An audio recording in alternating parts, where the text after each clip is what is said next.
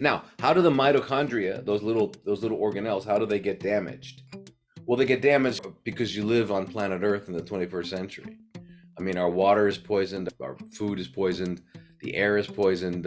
If you had your house painted, I think it's what, 6, 7 years before it stops off gassing, right? You know, we get in our new car and we think, oh, it's a new car smell. It's a chemical smell, and it's not good. Or in about a month, you won't know it anymore, but it's still there and it keeps going. So anyway, we live in a very toxic world, and then we have stress, big time. But stress is, stress is supposed to be to help you negotiate a very serious situation, right? You see somebody with a gun, so your body has a certain set of reactions, right? What it does is it shuts off most of the flow to your internal organs. It shuts down your immune system because you don't need your immune system right now. You just need to get away, right? Or fight, right? It shuts off your prefrontal cortex, so you no longer need to make decisions. You just need to react, because if you're going to think, should I go left or right, you're dead. So they don't have time for that. So all the things that are not really necessary are shut down,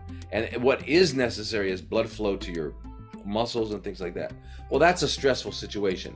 Now, usually it doesn't last that long, but think about our lives in our modern world, right? You get up, you're late for an appointment, you're late for that appointment, you got told you didn't do this good, so all day long you're basically in that mode of stress, which is lowering your immune system, decreasing blood flow to your vital organs, which are they need, and all those things, and your thinking is not as clear as it could be. So that's it. So I've learned over the last 3.5 decades that probably the most important part of the way I see cancer now is that the tumors are the fruit on the tree, but the roots of that tree are psychospiritual. And what I mean by that is, as you know, thinking is not something you decide to do. Thinking happens, you don't do it. Even though our language lies, like in our language says, I'm going to think about it,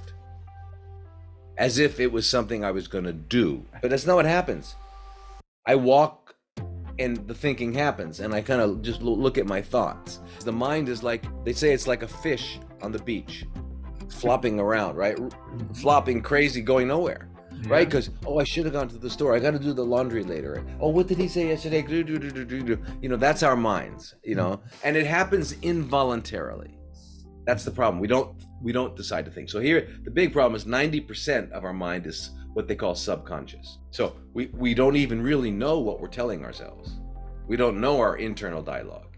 But we do know that 80% of human thinking is negative, because we grow up with no, stop, don't, no, stop, don't, no, stop, don't. And so the immune system follows the mind just like a shadow. When you're happy and you got good news, your immune system is strong. If you're sad, afraid, angry, regretful, your immune system is down. And that's just the way it is.